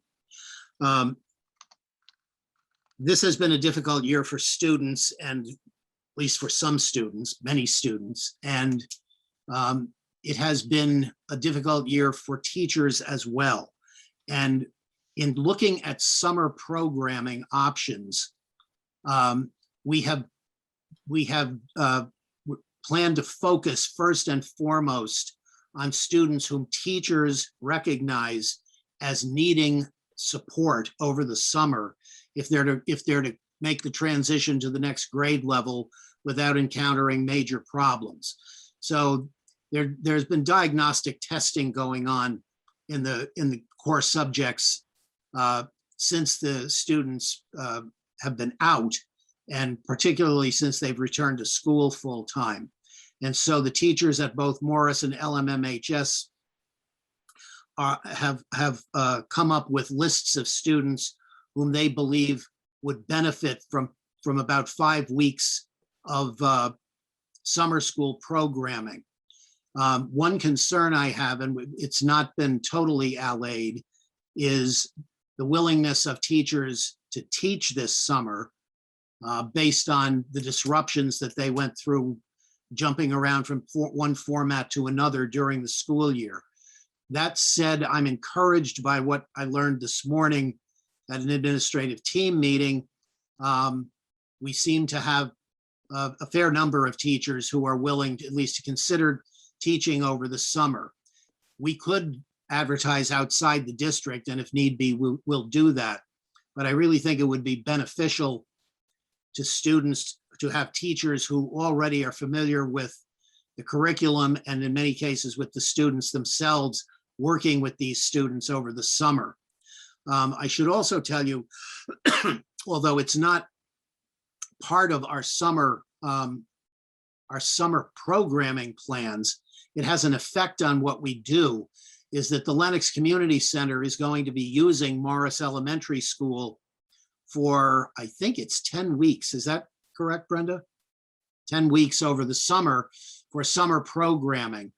And so the school will be in use basically from almost as soon as we have ended the school year well into August in terms of the Lenox Community Center offering summer activities for students. We expect there to be some overlap, particularly at Morris, with the kids who would be taking part in the summer school programming and also participating in the community center activities. So I will give you an update on what this looks like at the next school committee meeting, because that will be the last school committee meeting before the end of the school year, and we should have a fully developed program in place at that time. The last thing that I wanted to bring up with the school committee is a change in the protocols. I apologize for asking the members who have stayed on the school committee into this term for being a messenger service, but I did not have email addresses for all of the new members. So as just this morning, the Department of Public Health and the governor, and then the Department of Elementary and Secondary Education announced that the governor announced, I guess, that given the low rate of outdoor transmission of COVID-19, students no longer have to wear masks when outdoors, even if distance cannot be maintained. Effective tomorrow, May 18th, this guidance update applies to recess, physical education, youth sports, and outdoor learning environments. Adults must continue to wear masks outdoors if distancing cannot be maintained. At this time, adults and students must continue to wear masks indoors. So because the protocols that the school committee adopted some 2 or 3 months ago included a requirement for masking at all times on school property, a change in these protocols to bring it into line with the most recent guidance being received from the Commonwealth would require a vote by the school committee. So I'm wondering, in thinking about Oren's question about the travel issue, and I think we approved 8 or 9 different protocols Yes. back in September, October, whatever. If we might have, in addition to voting on this particular very specific one, if we might authorize the school department, as other protocols may change, to initiate those changes without our necessarily needing to get together for another vote, in case other things happen within a week or two and we don't have a meeting till June 14th or something. Does I that, think that would be, I mean, for what it's worth, what I think, but I think it would be well advised to do that, simply because we're not asking the school committee to take controversial stands and that require a great deal of debate, I don't think. What we would be doing is asking the school committee to give the school administration the authority to adjust protocols as they go forward based on Department of Public Health and DESE guidance. If that could be done, it would streamline the process. I liked your phrasing there. We'll put that exact phrasing into the motion. Anyway, I would Want accept me to a repeat motion. it, please? I'd accept a motion on the first one to change our mask wearing protocols to match the state and DESE updated guidance. Okay, I'll move that we update our mask protocols to match the current state and DESE updated guidance. Hopefully I said that right. Second that. Okay. Any discussion? Hearing none. Christine? Christine Mara, aye. Bob? Munch, aye. Oren? Oren Cass, aye. David? David Rimler, aye. Megan? Megan Kirby, aye. Veronica? Veronica Fenton, aye. And Bob Vaughn, aye. Okay, does somebody want to make a motion then regarding other protocols as they may change according to the governor's and DESI's guidance? Can I ask a question though? Because I feel like I'm a little out of the loop on one part of it. You said travel. Did you say transport? Was Oren's question was about transportation? Are we talking about being on It's the bus? about, is it when people leave the state and come back, or they go on vacation Oh, and okay. come back? Okay, sorry. That's why I wasn't sure if we were talking, because my sense is that the bus protocols are still, students wear masks on the bus, right? Yeah, yeah. Yeah, and my understanding is that the travel policy is not one of the school committee approved protocols. In fact, it is not technically even, well, it's standing as a policy is somewhat vague. So I don't think the protocol flexibility necessarily addresses it directly, but we can include it in the motion.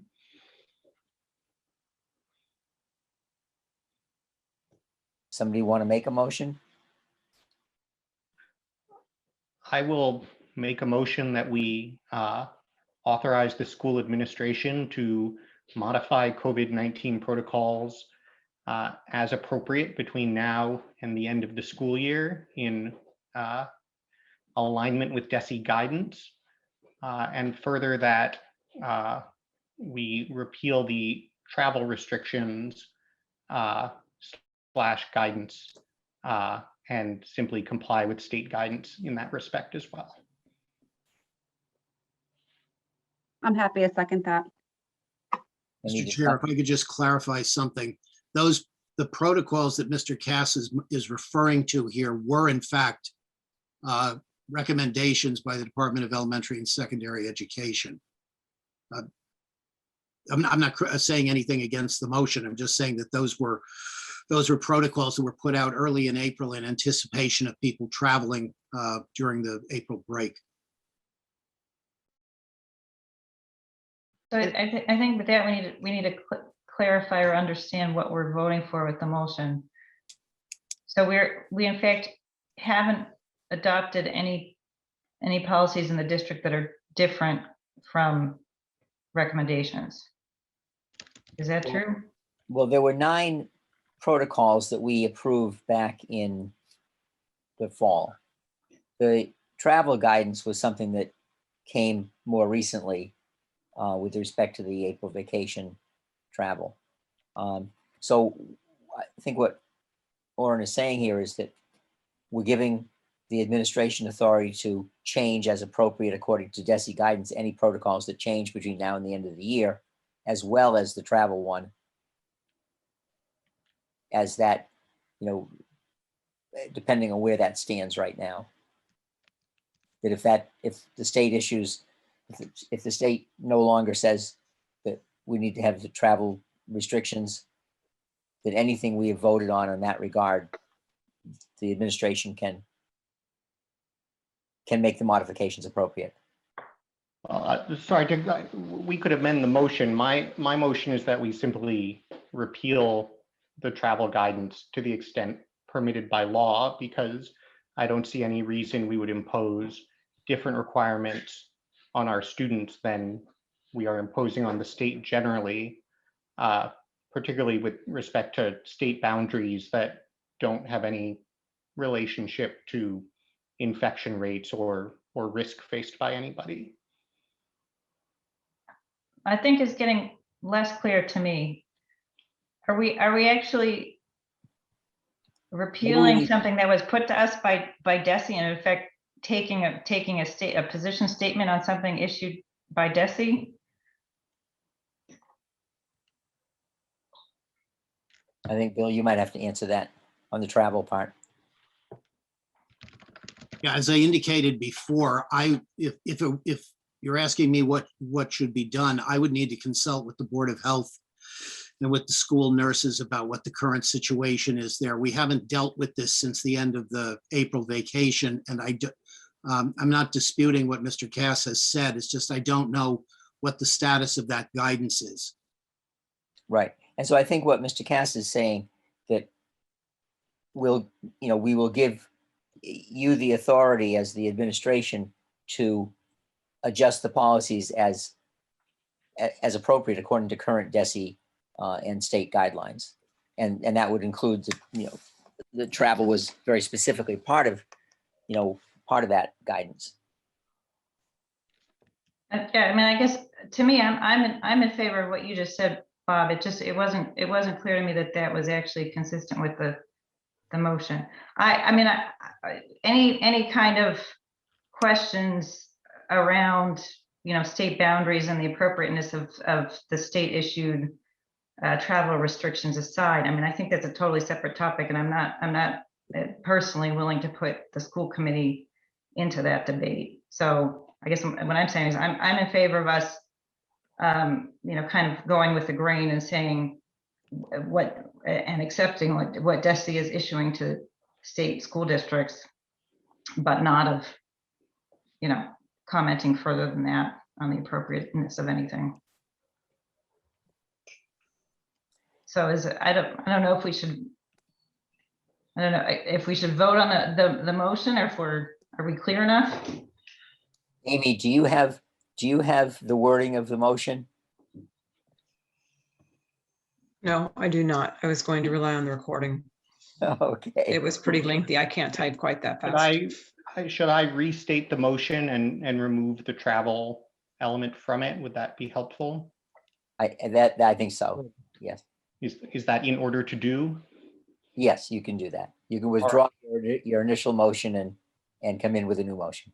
Very well. I withdraw my initial motion and make a new motion authorizing the administration to modify COVID-19 protocols in line with any forthcoming DESE guidance between now and the end of the school year. And a second? Megan, do you want?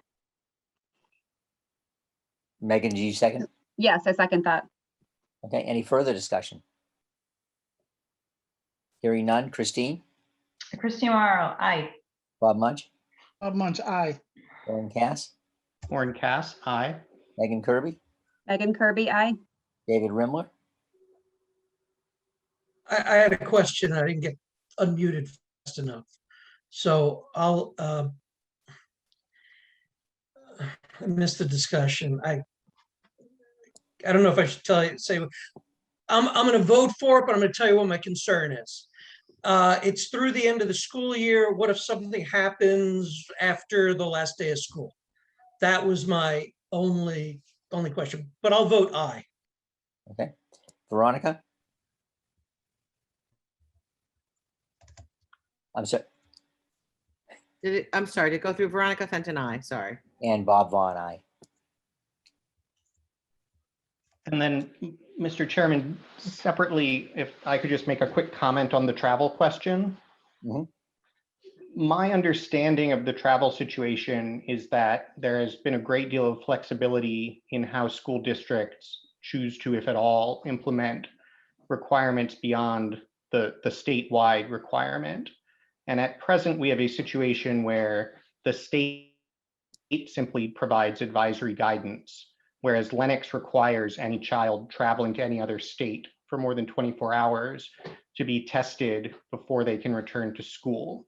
So in practice, that means if you want to go from the Berkshires to Boston to see your grandparents for the weekend, you're fine to come back and go to school.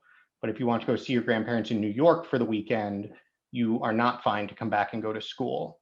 And I don't think that has any rational basis, nor is it required, as far as I can tell, by Massachusetts law. So I would just ask the administration to take a look at that, and to the extent it is consistent with DESE guidance, to lift that restriction, because I think it is a significant imposition on families. Okay. And you can check on that, Dr. Cameron, right? Yeah, we'll certainly do that. Thank you.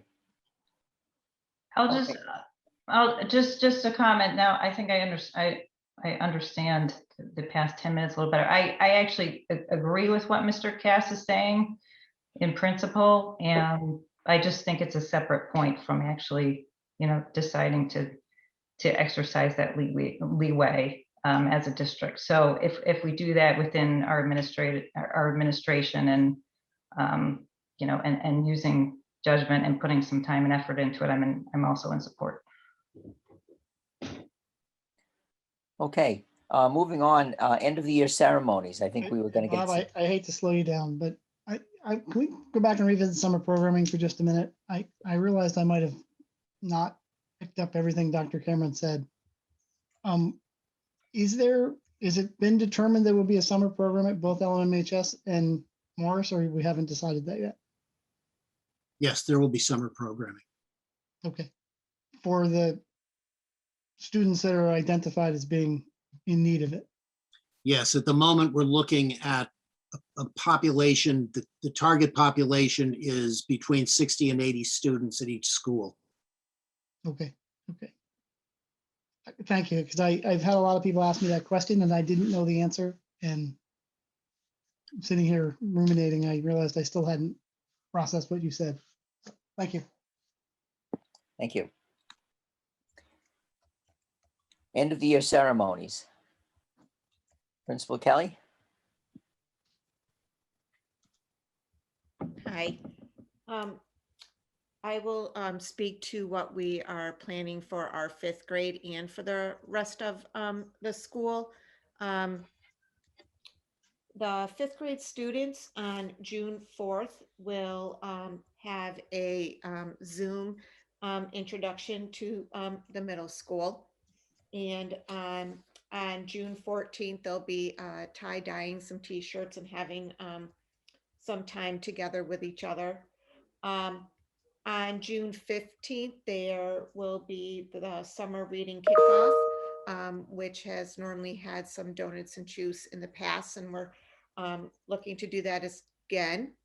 And on the 16th, the students will be taking a walk up to Lilac Park and having a picnic in the park and having some ice cream, with the step-up ceremony on the 17th. The whole school will be participating in Field Day on June 11th with a rain date of that Monday, which would be the 14th. We are looking at doing Field Day in 2 groups, a pre to K group and 3 to 5, and we're just starting that planning process. The students in grades 3, 4, and 5 are currently taking the MCAS test, and once that is done, they will celebrate with an ice cream social that is put on by the PTO. Thank you. Thank you. And I just wanted to comment, I noticed when I was driving by Morris the other day that some of the outside structures have now got their covering. Yes, they do. Yes, we use those structures every day. I also just want to mention, we are doing Shakespeare is back for the 5th grade. It's just done a little differently. And the outdoor learning spaces are being used by Audubon as well as the classroom teachers. That's great. And I know that we would like to do some further recognition for the people who made those possible. So at some point, if you can send a list of the people, perhaps we might want to put a plaque outside on one of them indicating, but again, you know the people who, I know it was a large group of parents who helped with the building and the whole 9 yards, but I know that there were probably some key people who might be recognized in some way.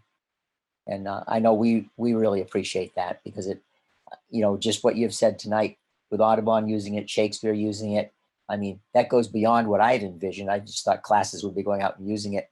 I think that's great. And it's a structure that will be there, for this kind of thing, So at some point, if you can send me, names of people who you feel should be prominently recognized for the donation of time and materials and whatever. I will certainly do that. Thank you. Mr. Knievel. Thank you, Chairman Vaughn. I want to go back to Bob Munch's question about our summer programming. At LMMHS, we are looking at accelerated groups as well. Students that want to be in the AP program next year and just hadn't had the time to do the preparation that we've done in the past. So we're looking for those teachers that are targeting students for their advanced classes. And that goes all the way down to advanced math in the 7th grade and algebra 1 in the 8th grade, that we want to keep our students prepared to perform on level. If we were to jump a 7th grader to algebra 1, it does affect the MCAS by leaving out some content of 8th grade math. So we're looking at both ends, the advanced and the needs students. As Thanks. far as end of the year summer programming, it's a tough act to follow that you discussed the change in protocols because we've been working with the class officers, Andre Collins, Abigail Murphy, Natalie Biscardo, and Colin Young, and the advisors, Brian Cogswell and Vicki Holt. And we've been adapting the plans as we've seen protocols lifted or restrictions lifted. And we just planned an appointment with Tri-Town Health and our own Lenox Board of Health so that we can review our plans with them. But so far, for our seniors, we celebrate their last day of school in the afternoon of Friday, May 28th, 1:30 to 3:30, which will be the yearbook delivery date, yearbook signing. We'll have music playing under the tent.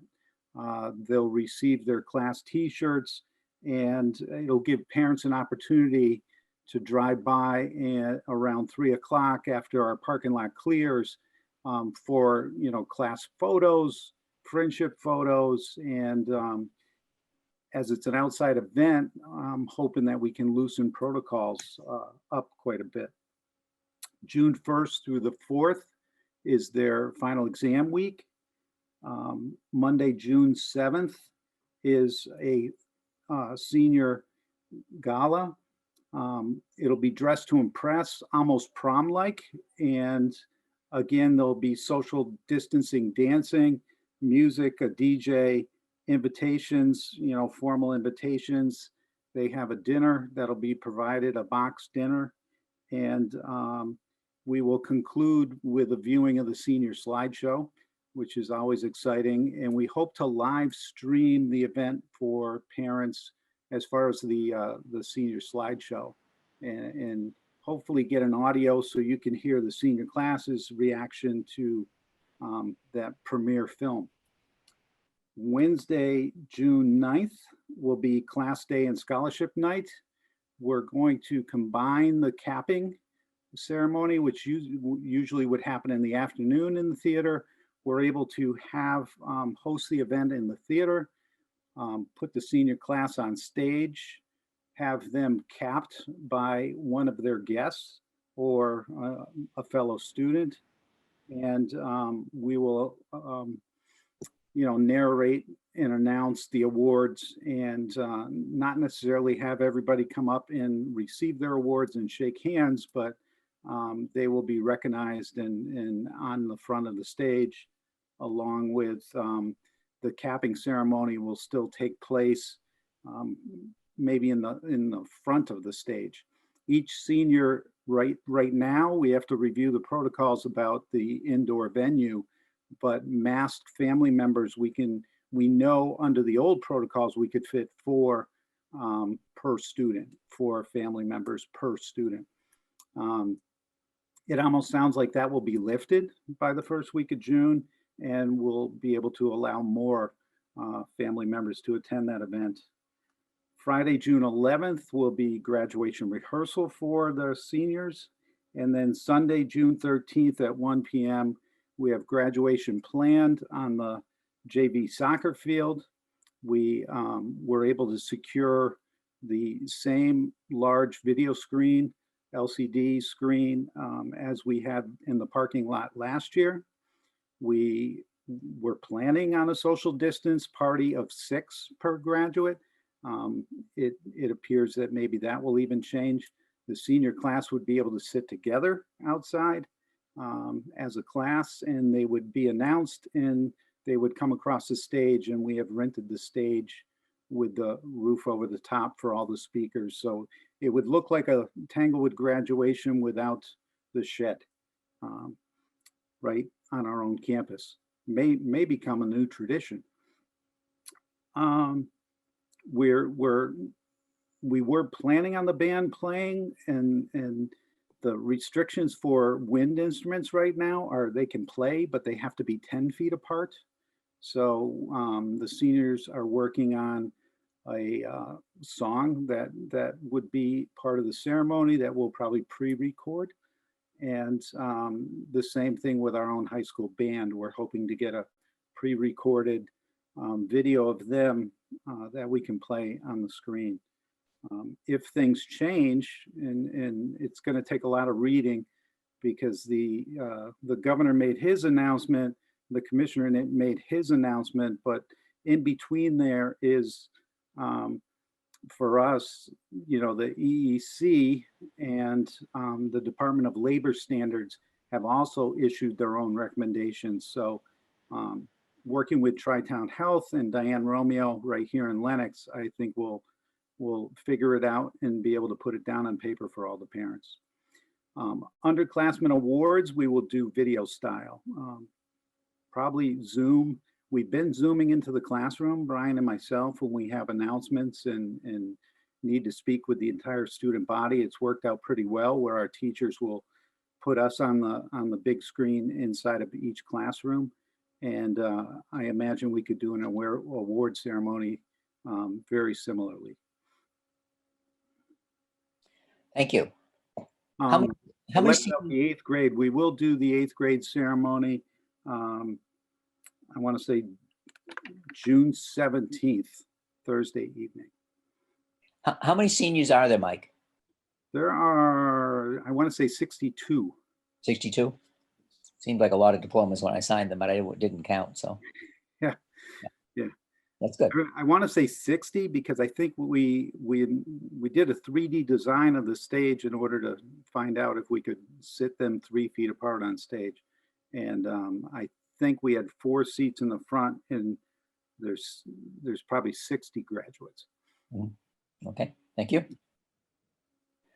Okay, moving on. I want to skip to subcommittees first. We have 5 subcommittees: Human Resources, Finance, Teaching and Learning, School Culture and Community Relations, and Governance and Leadership. As it turns out, you know, if you take 7 members and each one had 2 committee assignments, and one of us, probably me, had three, then we can cover all of this. In the last few years, Bob Munch has also had 3. And he may not want to give them up or give up any one. But I guess what I'm really interested in tonight is not necessarily what you new members are interested in, although you could certainly give me that. But if the former members, the ones who have still come back, want to stay with the assignments that they have, and Bob, if you wanted to drop one of your 3 just so that we could balance it out, that would be fine. Or if you want to stay with all 3, that's fine too. But let me just go along. Christine, are you good with the ones you're currently on? Yeah, I'm okay with the ones I have. Okay. David? I'm okay with what I have. I like what I'm on. Okay. And Bob? I could be easily persuaded to give up an HR position post. Really? With the year we have coming next year? Yeah, well, yeah, I mean, if anybody is interested in being on the HR committee, I could, Okay, all right. break my heart. If I may, Bob, if it's helpful at all, because I have done bargaining, et cetera, that if I'm not jumping ahead of anybody else, but I have done it before, and I'm happy to be helpful or to split something, or I'm not sure exactly what's coming up for the next year, but. Okay, so now, you know, I'll ask the new committee members, if you have at the moment preferences, and depending on, you know, how many, we can only have 3 on each subcommittee. But we'll just ask and then we'll see how it breaks out, and we won't make a definite decision. We'll make that by next meeting. But Megan, what are your interests? Yeah, my interest definitely lies in human resources. So it's funny that you're looking to give up a seat. I'm happy to step in. Okay, and a second one? Because we'll, I'm really open to anything, wherever I can be most useful. okay. Warren? I was going to say HR and finance, assuming those were ones people thought those would be the good boring choices. Maybe HR isn't, but there you go. Yeah, human resources isn't boring. Okay, so those are two you're interested in. And Veronica, you had mentioned human resources, and was there another one? Well, yeah, so certainly teaching and learning and school culture and community relations. I'm interested in, and so if somebody wants to do, human resources, that's fine. Are you making up the human resources as your bargaining team, as our bargaining team for negotiations for? It's been that way. It doesn't have to be that way. We broke away from that for custodial bargaining, but we did it. That was the group that did that, but it doesn't have to be. Okay. So You're just wanting to hear our preferences, and then we'll be back to make decisions about that, or? So Mr. Munch, I can take you off of human resources and keep you on the other two. That would be lovely. Thank you. We're gonna miss you, and those almond joy cookies. That's a little inside baseball. Okay. You guys wore me out this summer. That's all there is to it. So I didn't have anybody jumping down for governance and leadership. So maybe Megan, I'll put you in that one. That's fine. Welcome, Megan. Hello. Okay, good. Then I think then that I've got things set, and I'll put this, I'll have Amy put in the minutes what we've come up with here, and it can always change if we need to. So the next thing, final thing that I have on the agenda was the new school committee members' initial orientation. Now, I want to mention, and Veronica's gone through this already, and other members here have too. The MASC does a required program for new members called Charting the Course, and it's typically done on Saturdays. They actually have one that's going on right now, but they were doing a version of it on 2 May Saturdays, half of it, each, one day and half the next time, and the second half is coming up this Saturday. But they do have one scheduled in June, and you can either do it in person if you want to go up to Neshoba Regional, wherever that is, and or you can do it virtually. But they'll be running other ones too. I mean, this won't be the only opportunity, but sometime in the next few months, you should definitely avail yourself of the Charting the Course. So that's kind of part one of what I would do. I'm going to share my screen now. Maybe. Whoops. I gotta find where the share button is.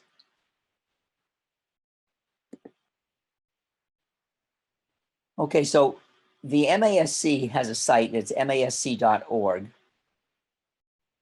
And it has a member handbook online that has, all of these categories. And I don't know if you can just log on to masc.org and go to member resources and go down to, I'll show you what I do. I go down to resource publications, and then I go down to handbook. So that's where, but there's also other things down there. There's the role of the chairman. There's other things like that. But tonight, I just want to point this out to you that this exists, and just go over just a few things briefly, and then answer any questions you might have. And other members can certainly chime in because, we've been at this a while.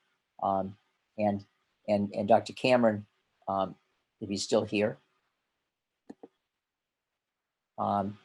is a member in Pittsfield. So he's been on both sides. He's worked with many school committees and he's been a school committee member. So basically, what we do, and they'll be in the charting the course. I hope they give you the same voluminous information that I got when I took the course several years ago. But we have responsibility for hiring a superintendent and evaluating a superintendent. We have responsibility for hiring special ed director, business manager, and as we did tonight, school physician, and there are a couple other positions that we're responsible for. Is it school nurses, Bill, that we hire?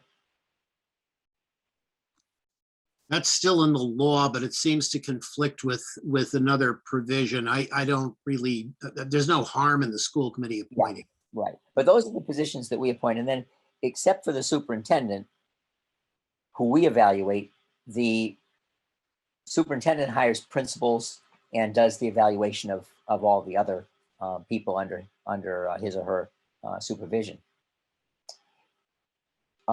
It's our responsibility to set policy, review policy, and actually in this regard, we had been hoping to have our entire policy book, which is voluminous, but it's all online. And for those of you who are looking for any of this stuff, if you go to the lenoxps.org site and under local governance and under school committee, you'll find the policy manual is there online. If anyone wants a printed copy, you're welcome to, but it would, it's a process to get a printed one because there's so much to it, but we can do that. We approve a budget, and we have a process that we go through. The administration prepares the budget, and we go through it line by line and talk about it, and then ultimately approve it. And what other roles do we have? We do collective bargaining with the various groups that need collective bargaining, and we also bargain or give me the authority to bargain with personnel that are not part of the bargaining unit, like the superintendent, business manager, on recommendations of the superintendent, the business manager, special ed director, and other positions like that. So that's, that's kind of our role in a nutshell. Bill, I don't know if I've missed something key in that regard. No, I think that's a fair general overview. Yeah. So then there are just, because you're going to go through this in much more detail at some point, there are some caveats to be concerned about.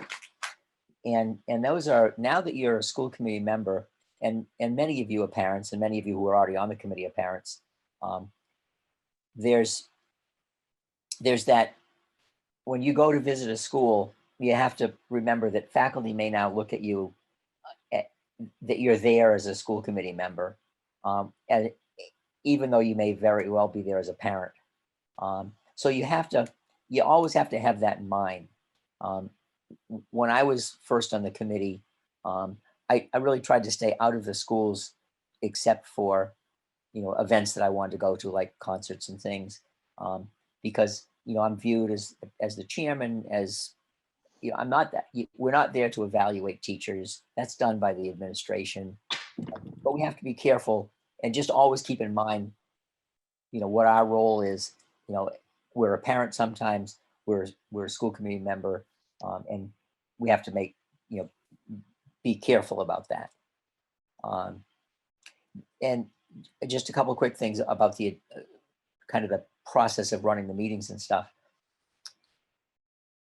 I'm the chairman, but we're really all equals, and I don't think anybody has, judging by tonight, I don't think anyone is shy about speaking up on any issue. And that's good, because what I wanted to say tonight was that I don't want, the 7 of us have been elected to serve the town in this capacity. And we want to make sure that, that we're doing that, and that and rather than sitting back with a question, ask questions. You know, we're pretty amenable to whatever. And I just don't want somebody to be sitting back there thinking, I wish I could ask that question, but I really feel uncomfortable doing it. We're all equals on this committee. You know, I have a little bit different role and I have some responsibilities that you may not have, but when we come to voting on things, we all have each of our votes is equal. The other thing is that when we set the agendas, usually the superintendent and I are meeting about a week beforehand. Certainly, you know, anywhere from the Thursday before a meeting to maybe the Monday prior to that. So usually within a 7-day period prior to the meeting. You know, so the superintendent and I discuss, you know, items that we feel should be on the agenda. If at any time any of you would like to have something on the agenda, by all means, send me a note in enough time so that it can be part of the discussion. So that it, you know, it can get on the agenda. Or at least we can talk about it. I'm available anytime to talk to individual members about any issue. We do have to be careful about our communication via email, that we don't do serial communication where, you know, if I send something out to all 7 of us, you can respond to me only, but don't ever hit, you know, respond to everyone, respond to all, whatever the thing is. Because we're not allowed to deliberate outside of a meeting, and that becomes deliberation. So if you want to send me comments back, that's fine. If I send something out, but individual members could talk to individual members, but you know, don't have that. I'm so sorry. I'm so sorry to interrupt. Yep. I just have a question because I do. All right, this is good. I'm not trying to be rude. I'm just trying to figure out how much longer, only because I do know that open meeting law and some of that other stuff is going to be addressed when we have to do our training. Yep. And we also have to, I think, do an ethics training at some point. Yep. I apologize. I don't mean to interrupt. I was thinking that maybe in the interest of time, maybe we could do this as part of an orientation, or do you think there's a lot more that you want to cover? No, there's not much more that I want to cover. I want to just like maybe 1 or 2 more things. And then if there were any questions tonight, the reason I did it tonight was because, you know, anytime I do it with 3 new members, well, you're not really a new member, Ronnie, but it's a public meeting. And I thought we've got this meeting. I didn't expect that it was going to go quite this long, you know, with some of the earlier discussion, but yeah, I've just got a couple of things. And then if there are any initial questions, we'll be good to go. So, so one of the last things I wanted to say was that when it comes to the actual meetings, I expect motions to come from one of the 6 of you. I am allowed to do motions, but generally speaking, I am supposed to play a neutral role. I can vote on the motions, but I want, you know, I may help you craft a motion if you're trying to, you know, and I'll say, you know, I'll accept a motion on whatever the issue might be. But generally speaking, motions should come from the 6 of you. I mean, in some circumstances, it's possible that I might do a motion, but that should be rare. And so along those lines also, when it comes to voting, there was a situation earlier this year. I don't even remember what the issue was, but I think there were only 6 members present, and the vote, or maybe there were all 7, and it was clear the vote was failing, and I didn't vote. And so sometimes, as the chairman, I may not vote if it seems like I don't want to put committee members in an embarrassing situation where they feel that because of the way I voted, oh, maybe they thought that they should have reconsidered and voted differently. So sometimes I won't vote just to let the motion fail or succeed based on the other 6 members. Sometimes, however, in a situation where maybe there's only 6 of us present and a vote is taken and it's 3-2 in favor of the motion, if I vote no, then that cancels the motion.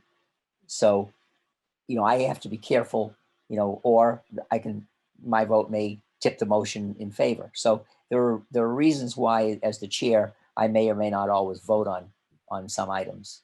But anyway, that's kind of the last of what I wanted to say, here tonight. There's plenty of really great stuff in the materials. I hope that they give you somehow. If you do this remotely, I hope you get all the materials.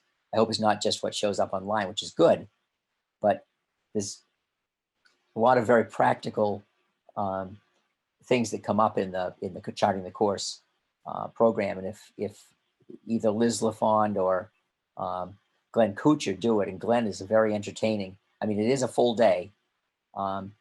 If you do it in person, if he comes out to the Berkshires and do it in person, it oftentimes isn't a full day.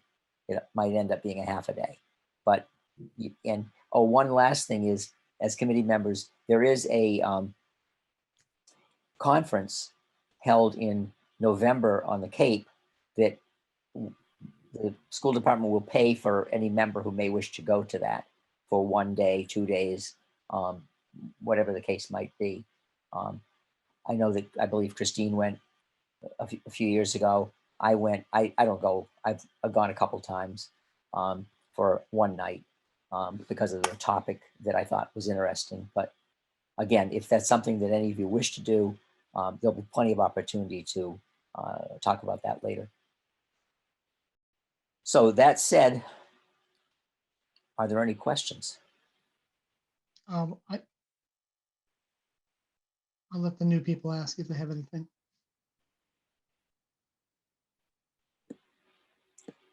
No questions, thank you. Did you have one, Bob? I did have one. It's not related to the topic you just had, though. It was really about the Joint Labor Management Committee that was meeting to talk about COVID. Mm-hmm. Have we disbanded that committee, or what's the status of that group? I don't know the answer to that question. I can speak to that if you would like me to. The committee has not formally disbanded. It was created obviously under a memorandum of agreement between the school committee and the Lenox Education Association. But because the schools are back in session full time, and because they're doing it under pain of excommunication, according to the commissioner, the need to meet in order to review data about the progress or retreat of COVID-19 is really being handled online. Melissa Paylor, who, as I think you know, has been chairing that group, and she's really done a fine job with that. Fabulous job. She sends out weekly notices now to the members of the Joint Labor Management Committee, but it hasn't met in 2 or 3 weeks, I think. Okay, all right. That's what I wanted to know. Thank you. Okay. So again, new members, don't hesitate to ask questions. Send me an email with a question or ask questions publicly at the meeting if there's something you just don't understand or want clarification on or whatever it might be. So I would accept a motion to adjourn. Mr. Chairman, I'd like to make a motion to adjourn. I'll second it. Okay, and just so you all know, motions to adjourn are not debatable. So, Christine? Sorry, Christine Morrow, aye. Bob Munch? Bob Munch, aye. Warren Cass? Warren Cass, aye. Megan Kirby? Megan Kirby, aye. David Rimler? David Rimler, aye. Veronica Fenton? Veronica Fenton, aye. And Bob Vaughn, aye. Thank you all very much. Thank Thank you. you.